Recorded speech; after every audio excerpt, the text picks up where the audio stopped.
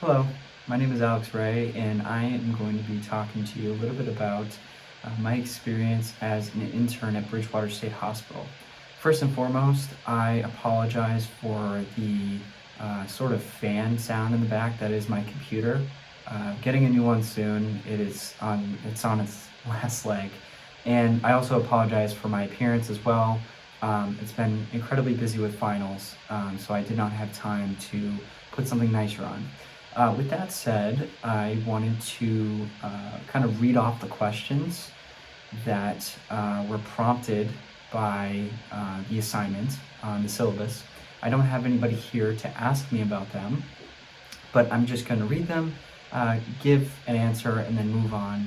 And of course, if anybody has any further questions for me, I'll leave my contact information in the description of this video. So, to begin with question one, so tell us a little bit about why you chose to do an internship this semester. I chose to do an internship this semester because I had not done one previously. I had experience in the mental health field, both as a crisis line counselor and as a mental health specialist at McLean Hospital, but I really wanted more of a guided experience. I kind of just threw myself into those situations, and although great learning experiences, I wanted something with more structure.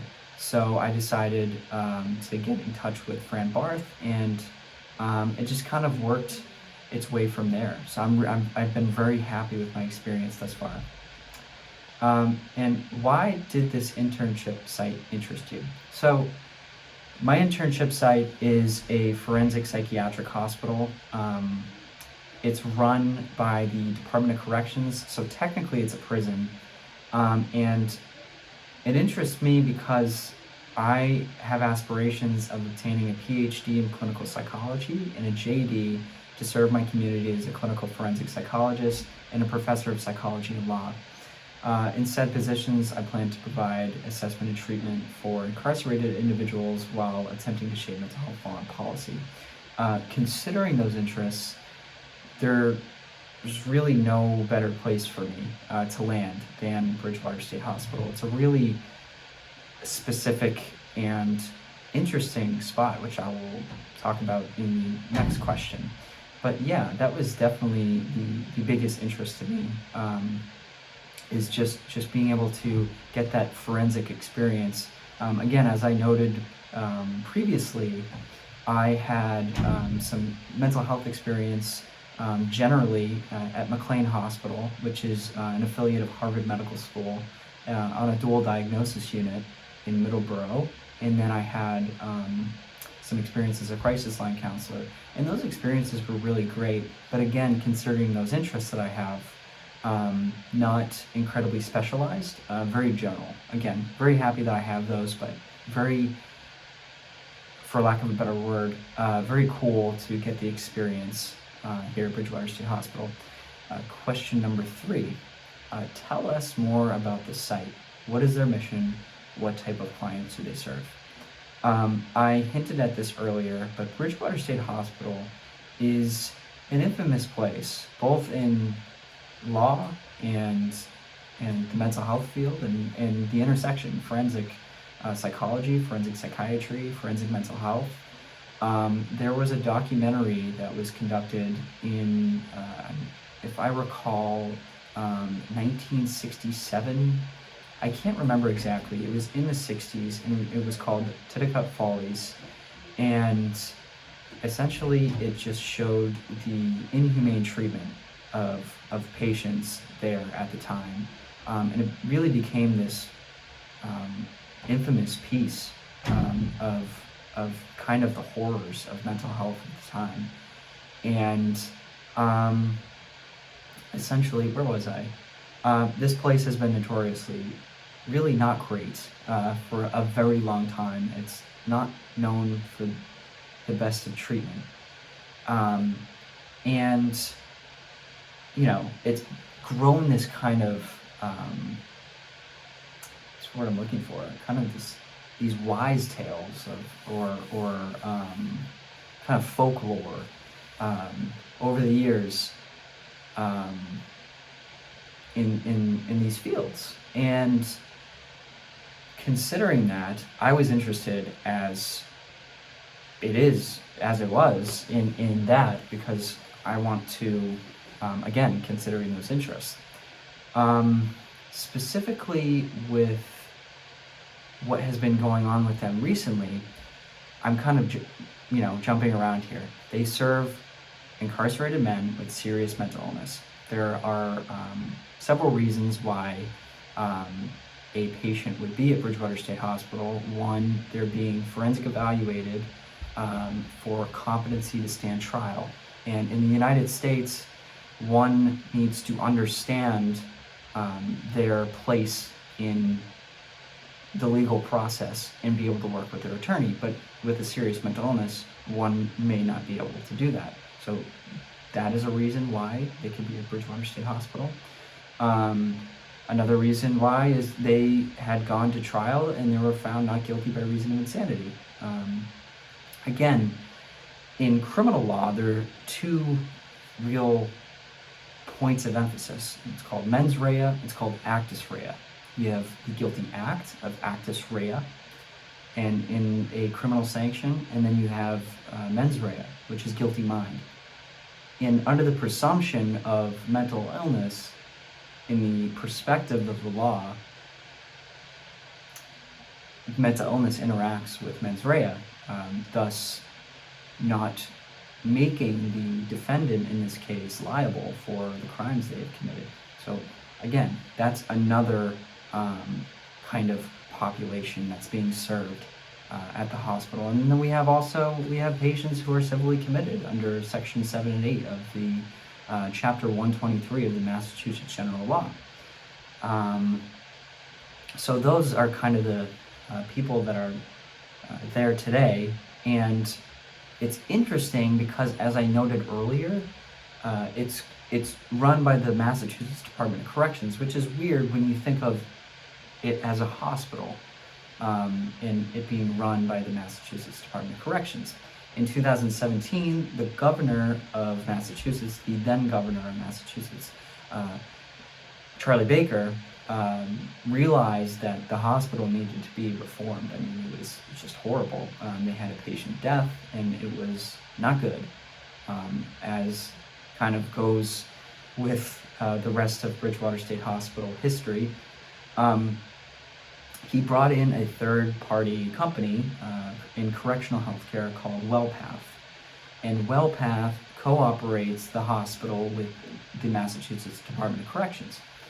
So, with all of that in mind, I know I just really talked about a lot just now, but that is the mission, is to serve serious mental illness, interacting with the legal system, and you have this interesting history, and you have this interesting future as well, because you have these two companies who just don't, or institutions rather, who just don't see eye to eye on things, and it makes for, a very interesting experience, both in working there and both in obviously being treated there.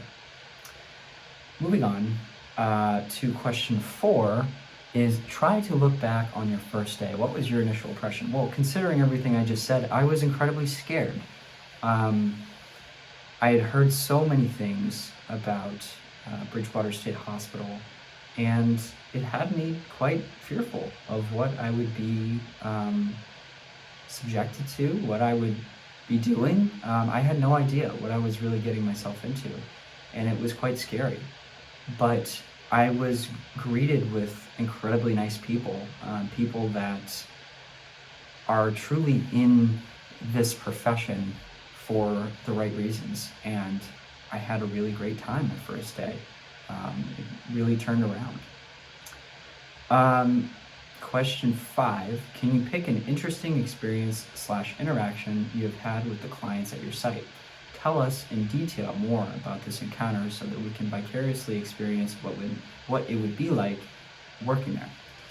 So I had a lot of interesting experiences with clients. We call them person served at Bridgewater State Hospital. That is a term that WellPath brought in when they were reforming the hospital. Um, so we don't call them patients, we don't call them clients, we call them person served. I have had a lot of incredible experience with person served. Something I noted in um, my discussion board post in the previous week was that I was co-facilitating a group and two unnamed patients, considering HIPAA, two unnamed persons served were speaking to each other about losing their parents while being incarcerated. And then they got up and they hugged each other. And it was such an amazing moment for me to just witness and somewhat be a part of. And um, it was just it was an incredible experience, and one that really solidified my aspirations. And I guess on the other end, I have been co-facilitating slash fully facilitating competency restoration groups. As I spoke about earlier, kind of the competency to stand trial, when a defendant is found incompetent to stand trial, what happens?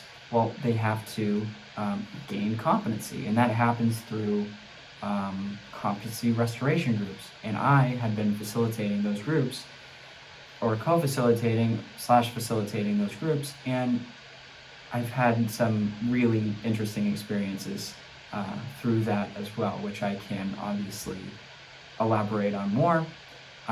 See, I have the time here at 11 minutes, so I don't want to go too far over. So I will move on to the next question. Question 6 is, now that you've had some experience related to mental health counseling, what would you say to other students who are considering pursuing a career path in mental health and other health services? I would say that the mental preparation for one to go into this career, specifically in a forensic setting, is a lot. I will say that. It's difficult being with people who are so vulnerable and are looking for help, and the pressure to be able to help them, to be able to have enough knowledge to help them is something that is kind of terrifying sometimes, because those people put so much trust in you. And I think that is something that needs to be talked about more for individuals wanting to go into these careers. It's a lot of pressure.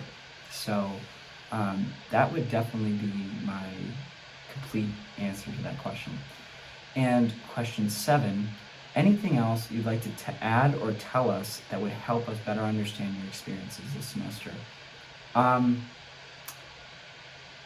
Where to start? My supervisor specifically is a family engagement specialist. So in addition to everything that I just talked about, being able to work with administration and being able to work with the groups and, having all these different opportunities, I also worked in the family engagement section, and that was very difficult to work with families of incarcerated individuals slash person served. And because this is such a tumultuous place,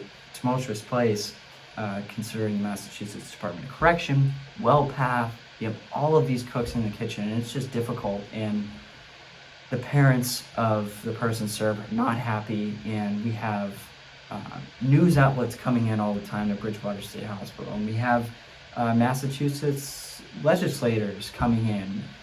There's a bill right now to transfer Bridgewater State Hospital to the Department of Mental Health from the Department of Corrections, and a lot of people believe that should take place. There are a lot of things happening at Bridgewater State Hospital, so many that I wish I could elaborate on more, but it would probably take hours. I guess that is what I would like to end this off with. I'm really happy with my experience. I am going to continue volunteering at the hospital, hopefully volunteering in some forensic evaluations, and Also more of the legal side of things. And because Bridgewater State Hospital has a courtroom on site, and every Wednesday a judge comes for civil commitment hearings. So I definitely want to do more on the legal side as well. But with all of that in mind, I'm really thankful for this opportunity with this assignment to share my experiences, and hopefully you want to come to Bridgewater State Hospital too. And for future students, I really hope that you enjoy your internship experiences because they're really great. So thank you so much for this opportunity again. And again, I left my Bridgewater State email in the description of this YouTube video. So if you want to contact me and ask more questions, definitely feel free to. Thank you so much.